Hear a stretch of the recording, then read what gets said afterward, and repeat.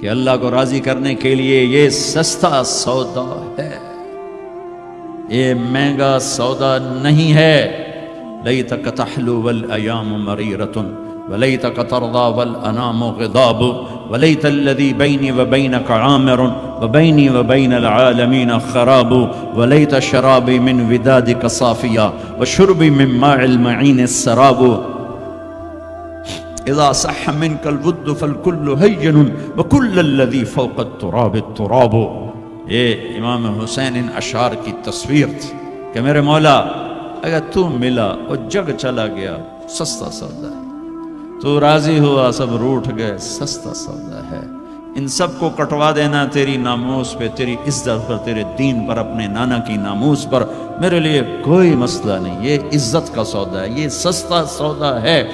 ایک بول بول کے سب کو بچا سکتے تھے اور اس پہ توبہ کرنے کی بھی ضرورت کوئی نہیں تھی۔ زیادہ وہ مکروہ تھا۔ ایک ظالم کی بیعت کرنا جان بچانے کے لیے جائز ہے، ظالم کی بیعت کرنا جان بچانے کے لیے جائز ہے، لیکن چونکہ یہ عالی گھرانہ ہے، ان کی شان کے خلاف ہے اور پوری آنے والی نسلوں کو سبق دینا ہے، تو اس لیے ان کا نہیں، یہ نہیں ہو سکتا، یہ نہیں ہو سکتا۔ حالانکہ یہ ہو سکتا تھا کہ اگر وہ اسے ناجائز بھی سمجھتے ہیں، یہاں کر کے مدینے میں جا کے توبہ کر لیتے کہ اللہ معاف کر دو۔ اللہ کہتا ٹھیک ہے، پہلے ہی جنت کے وارث ہو تم، پہلے ہی جنت کی وراثت ملی ہوئی ہے، سیدہ شباب اہل الجنت الحسن والحسین۔ میں تو کھپ رہا ہوں کہ اللہ راضی ہو کے جنت دے دے، آپ سارے آئے بیٹھے ہو کہ چلو اللہ کی بات سنیں، اللہ راضی ہو کے جنت دے دے، پر کیا پتہ اللہ کہے مجھے منظور نہیں تمہارا کوئی عمل۔ یہ ان کے تو قبول ہو چکے ہیں، جاؤ جنت کے وارث ہو۔ پھر اتنا بڑا امام زین العابدین ساری رات روتے تھے، ساری رات سوتے نہیں تھے، ساری رات روتے تھے بیٹھ کر مصلی پہ۔ تو ان کے خادم نے کہا حضرت آپ ساری رات کیوں روتے؟ آپ دنیا کے بھی بادشاہ، دین کے بھی بادشاہ، اللہ نے دنیا بہت دے دی تھی امام زین العابدین، دین تو پہلے ہی تھا۔ تو وہ پھر رو پڑے اور فرمایا میرے دوست یعقوب علیہ السلام کا ایک یوسف گم ہوا تھا، وہ بھی مل گیا تھا، اور 40 سال اس کے پیچھے رو رو کے آنکھیں ختم کر دی۔ میرا تو سب کچھ میری آنکھوں کے سامنے ذبح ہو گیا، میرے بھائی، میرا باپ، میرے چاچے میری آنکھوں کے سامنے ذبح ہو کے نیزوں پہ چڑھ گئے، میں کہاں سے ہنسوں یا مجھے کہاں سے نیند آئے؟ چاہتا تو اس واقعے کو روکا جا سکتا تھا، یہ آفت کسی اور گھر میں اللہ ڈال دیتا، اپنے نبی کے گھر ڈالی، اور اللہ کے نبی نے خوشی سے منسوخ ہٹایا۔ آپ نے حضرت ام سلمہ کو بلایا، ام سلمہ میرے پاس ایک فرشتہ آ رہا ہے جو آج تک کبھی نہیں آیا، پہلی دفعہ آ رہا ہے، تو دیکھو کسی کو اندر نہیں آنے دینا۔ تو ام سلمہ دروازے پہ کھڑی ہو کے، تھوڑی دیر میں حسین آئے کہیں سے کھیلتے ہوئے، تو انہیں چھلانگ لگائی اور اندر۔ کچھ دیر کے بعد اندر سے اللہ کے نبی کے زور زور سے رونے کی آواز۔ ام سلمہ رہ نہ سکی، بھاگ کے اندر گئیں، دیکھا تو آپ نے حضرت حسین کو یوں سینے سے لگایا ہوا تھا، اور ایسے زور سے اپنے سینے کے ساتھ لگایا ہوا تھا، اور پھوٹ پھوٹ کے رو رہے تھے۔ بچوں کو کی پتا میرا نانا کیوں روئی جاتا، اب پھوٹ پھوٹ کے رو رہے تھے، آپ کی ہچکیوں کی آواز تھی۔ ام سلمہ نے پوچھا میرے ماں باپ قربان آپ کیوں رو رہے؟ ام سلمہ یہ جو فرشتہ آیا ہے یہ مجھے خبر دے کر گیا کہ میرے اس نواسے کو میری امتی ذبح کر دی، مجھے مٹی دکھا کے گیا جہاں اس کا خون گرے گا، اگر میرے نبی ہاتھ اٹھاتے تو اللہ ہٹا دیتا یہ قربان، ہاتھ نہیں ہٹائے، ہاتھ نہیں اٹھائے، تمہارے لیے ہاتھ اٹھائے، اولاد کے لیے نہیں اٹھائے، کہ ان کی قربانیوں کو اپنے دین کے لیے کھاد بنا دیا، ان کے خون کو اپنے دین کا پانی بنا دیا، ان کی بوٹیوں کو اپنے دین کی کھاد بنا دی، اپنے گھر میں رکھی قربان، ہمارے لیے مانگا ہے 12 ربیع الاول 633 عیسوی 7 جون 11 ہجری جانے کا دن ہے۔ ملک الموت آتا ہے، باہر کھڑا ہو جاتا ہے، جبریل اندر آتا ہے، یا رسول اللہ موت کا فرشتہ دروازے پر ہے، اندر آنے کی اجازت چاہتا ہے۔ کیا دربار رسالت ہے جہاں موت کا فرشتہ پوچھ کے آئے؟ آپ نے کہا بلاؤ، اندر آ، نے کہا السلام علیکم یا رسول اللہ، سلام کیا، یا رسول اللہ میں نے کبھی کسی کو سلام نہیں کیا، پہلی دفعہ آپ کو کر رہا ہوں۔ پھر کہنے لگا کبھی کسی سے پوچھا نہیں، آپ کے بارے میں اللہ نے فرمایا تھا پوچھ کے اندر جانا، بن پوچھے نہ جانا۔ اور کبھی کسی کو اختیار نہیں دیا، آپ کو اللہ نے فرمایا کہ میرے حبیب آنا چاہیں تو لے آنا، ٹھہرنا چاہیں تو چھوڑ کے آ جانا۔ اس کو یہاں چھوڑ کر اس سے پہلے کا پورا سنو۔ اشراق کے بعد آپ نے اپنی ساری بیگمات کو بلا لیا، سب کو سکون سے مل کے رخصت کر دیا۔ پھر تھوڑی دیر بعد اپنی بیٹی فاطمہ کو بلایا اور ان کو ملے سکون سے رخصت کیا، بلکہ ان کے کان میں کہا بیٹی آج میں جا رہا ہوں۔ وہ رونے لگی تو کہا رو نہیں، سب سے پہلے تو مجھے آ کے ملے گی۔ 6 ماہ بعد انتقال ہو گیا۔ پھر اپنے داماد علی کو بلایا، ان کا سر اپنی گود میں رکھا، ان کے سر پہ ہاتھ پھیرا، کمر پہ ہاتھ پھیرا، اور ان کے لیے دعائیں دیتے رہے آہستہ آہستہ، لہذا پتہ نہیں کیا دعائیں دیں۔ ان کو رخصت کیا خاموشی کے ساتھ، سکون کے ساتھ۔ آخر میں حسن حسین کو بلایا۔ آپ کی مستقلات حسن کو سیدھے ہاتھ پہ اٹھاتے تھے، حسین کو الٹے ہاتھ پہ اٹھاتے تھے۔ حسین 6 سال کے ہیں، حسن 7 سال کے۔ جو ہی یوں لیا وہیں آنکھوں سے آنسو شروع، ٹپ ٹپ ٹپ ٹپ ٹپ ٹپ ٹپ ٹپ۔ ایک کو زہر میں تڑپتا دیکھ لیا، ایک کو ذبح ہوتے نیزے پہ چڑھتے دیکھ لیا ہوگا۔ آنسو نہیں رکے، بارش شروع ہو گئی۔ بیویوں کو دیکھ کے نہیں روئے، بیٹی کو دیکھ کے نہیں روئے، داماد کو رخصت کر کے نہیں روئے، بچوں کو فرمایا یہ میرے 2 پھول ہیں دنیا میں، یہ میری آنکھوں کی ٹھنڈک ہیں،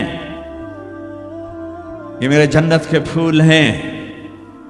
جو ہی یوں لیا وہیں آنسو، یہیں ہاتھ اٹھا دیتے، یا اللہ یہ میں کیا دیکھ رہا ہوں، ایک زہر میں تڑپ رہا ہے، ایک کے جسم پہ گھوڑے دوڑ رہے ہیں، یہ میں کیا دیکھ رہا ہوں۔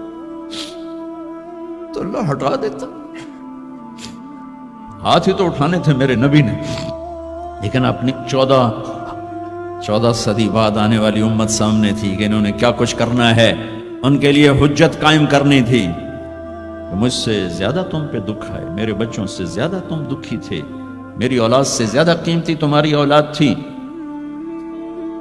چپ، خاموش، کچھ نہیں کہا، دیکھا اور رخصت کر دیا۔ یا رسول اللہ، اللہ نے کہا ہے آنا چاہیں تو لے آنا، رہنا چاہیں تو واپس آ جاؤ۔ تو آپ نے فرمایا میں کہوں تو میری جان نکالو گے؟ کہا جی۔ آپ نے جبریل کو دیکھا، کیوں چلا جاؤں؟ تو جبریل نے کہا یا رسول اللہ آپ کی ملاقات کے شوق میں۔ واہ یا رسول اللہ، واہ یا حبیب اللہ، واہ یا نبی اللہ۔ میرے نبی نے یہاں ایک سوال اٹھایا کہ جبریل واپس جاؤ، اللہ تعالیٰ سے پوچھ کے آؤ میرے بعد میری امت کے ساتھ کیا کر۔ واہ میرے نبی، واہ میرے نبی، واہ میرے نبی۔ آپ نے اولاد کے بارے میں کچھ نہ پوچھا، ہمارے بارے میں پوچھا۔ پوری امت کے ہاتھوں میں دوری دھار کا خنجر ہے، اور ہر خنجر نبی کے سینے میں اتر رہا۔ موت کا فرشتہ کھڑا رہا، جبریل واپس گیا، وہاں سے پیغام آیا میرے حبیب آپ کی امت کو اکیلا نہیں چھوڑوں گا۔ الآن قرۃ عینی، اب میری آنکھیں ٹھنڈی ہیں، اب مجھے بلا اپنے پاس۔ اس کہنے کا مطلب کیا تھا کہ جیسے پہلی امتوں کو بندر خنزیر بنا دیا، ایسا نہیں ہوگا، ایسا نہیں ہوگا۔ دعا دو اس کملی والے کو جو یہ کام کروا گیا، ورنہ میرے رب کی قسم ہم وہ کچھ کر چکے ہیں جو پہلی امتوں نے اس کا 1000واں حصہ نہیں کیا۔ موسیٰ علیہ السلام کی قوم نے مچھلی کھائی تھی، اللہ نے کہا ہفتے کو نہ کھاؤ، باقی دن کھاؤ، انہوں نے کھا لی۔ مچھلی کسی کی ذاتی ملک، ذاتی پراپرٹی نہیں تھی کہ کسی وہ حوض تالاب کی، دریا کی مچھلی تھی، حلال، کہ ہفتے کو نہیں کھانے، انہیں کھائی، اللہ نے بندر بنا دیا۔ ماں باپ کی نافرمانی مچھلی کھانے سے بڑا گناہ ہے۔ جاؤ دنیا میں پھرو، ماؤں کا حال پوچھو کہ اولاد کے ہاتھوں کس طرح تنگ ہیں۔ تمہیں یہاں تو جو کچھ ہے میں نے پاکستان کی سنا رہا ہوں، ایک بیٹی ماں کو کہہ رہی تھی بھوک نہیں، اور ماں کے آنسو ایسے گر رہے تھے. بیٹی ماں سے کہہ رہی تھی بھوک نہیں، اور ایسے اس کے آنسو گر رہے تھے. میرے نبی سے پوچھا گیا یا رسول اللہ قیامت کب آئے گی؟ آپ نے کہا اللہ کو پتہ. کہا کوئی نشانی بتا دیں. کہ جب ماں کو ذلیل کیا جائے گا. میرے نبی نے کہا کاش میری ماں زندہ ہوتی تو تم دیکھتے میں اس کی کیسی خدمت کرتا. کیونکہ ماں کو دیکھا ہے، ابا کو دیکھا نہیں. اور 6 سال کا زمانہ گزرا ہے. 6 دن کے بعد آنسو ختم ہو جاتے ہیں، چاہے ماں مرے چاہے باپ مرے. ہفتے بعد کبھی کبھی رونا آتا ہے، 2 ہفتے بعد رونا میں جاؤ تو رونا ختم ہو جاتا ہے. 6 برس کی عمر میں ابوا کے جنگل کالے پہاڑوں میں میرے نبی کی ماں کو اللہ نے اٹھایا، اور 57 سال کے بعد میرے نبی حج کے لیے نکلے مدینہ سے. 12,000 کا قافلہ چلتے چلتے چلتے ابوا میں کچھ 70,000 ہو چکا ہے. اور آپ اپنی اونٹنی پہ سفر پر ہیں، راستے پر ہیں. آگے ابوا کا چھوٹا سا گاؤں ہے جہاں سارے قافلے نے ٹھہرنا ہے. آپ نے اپنی اونٹنی کو یوں موڑ دیا پہاڑوں میں. قریب کے لوگوں کو پتہ ہے کہاں جا رہے ہیں، باقی تو سب نیا مجمع ہے. وہ کہہ رہے ہیں کہاں جا رہے ہیں، کہاں جا رہے ہیں. آپ اپنی اونٹنی کو اندر چلتے چلتے چلتے چلتے چلتے چلتے ایک جگہ اونٹنی کو بٹھایا. ایک پہاڑ ہے 70-80 فٹ اونچا، اس پہاڑ پر چڑھے. وہاں ایسے ہی چوکور سا میدان ہے، باقی سارے پہاڑ یوں ہیں. سن 2000 میں بھی اماں آمنہ کی قبر کی زیارت پہ گیا تھا. جو میں وہاں، میں تمہیں کیا بتاؤں، میں یہ واقعہ ہزاروں دفعہ سنا چکا ہوں. ہر دفعہ ہی ایسے رونے بیٹھ جاتا ہوں کہ پھر میں وہاں نہیں کھڑا ہوتا. پھر میں وہاں ابوا پہنچ جاتا ہوں. میں دیکھتا ہوں 6 سال کی عمر میں میرے نبی کو اللہ نے یہاں اتنا بڑا امتحان دیا کہ جنگل میں ماں کو موت دے دی. 25 سال کی عمر میں ماں مر گئی، اچانک مر گئی، کوئی بیماری نہیں، کچھ نہیں، جس کو آج ہم ہارٹ اٹیک کہتے ہیں، ہارٹ فیلئر کہتے ہیں. اتنا آخری جملہ کہا کل حی میت و کل جدید بال وقد ولدت طہرا. بولا نہیں جا رہا تھا تو بجھتے بجھتے بھڑکتی شمع نے کہا بیٹا ہر زندہ نے مرنا ہے، ہر جوانی نے ڈھلنا ہے. لگتا ہے تیری ماں کا آخر آ چکا ہے، لیکن میں نے ایک بچہ جنا ہے جو سارے عالم کو پاک کر دے گا. اور شمع خاموش ہوگی. کس طرح انہیں دفن کیا، میں وہاں کھڑا یہی سوچتا رہا کہ یہاں قبر بنائی کیسے ہوگی. پتھر ہیں، کوئی لوگ گزرے ہوں گے یا پتھر جوڑ کے. جب ام ایمن نوکرانی ساتھ ہیں، وہ ان کو لے کر نیچے اتری، اونٹنی کے قریب پہنچی تو آپ نے ہاتھ چھڑایا اور پھر بھاگے، پہاڑی پہ چڑھ گئے. ام ایمن پیچھے گئیں تو وہ منظر تھا کہ شاید اس وقت عرش بھی رو رہا ہوگا. اللہ کے نبی نے ماں کی قبر کو چمٹایا ہوتا سینے کے ساتھ، قبر پہ سے گرے پڑے. اور جب ام ایمن قریب آئیں تو وہ نوحہ کہہ رہے تھے کہ پتھر بھی پگھل رہے تھے کہ ماں جی آپ کو تو پتا تھا آپ کے سوا میرا کوئی نہ تھا، آپ مجھے چھوڑ کے کیوں چلی گئی، آپ مجھے چھوڑ کے کہاں چلی گئی. ام ایمن نے اٹھانا چاہا، انکار کر دے گا، میں نہیں جاتا، میں نہیں ماں کو چھوڑ کے جاتا. کھینچ کے لے گئی، گھسٹتا ہوا بچہ پہاڑ سے اتارا. 2 دن روتے روتے مکے کا سفر ہے، پھر کھانا بھی بند ہو گیا، پینا بھی بند ہو گیا، سوائے زمزم کے چند گھونٹ پانی کے سارا دن نہ کھاتے تھے نہ پیتے تھے، اکیلے بیٹھے رہتے، نہ ماں نہ باپ نہ بھائی نہ بہن. اللہ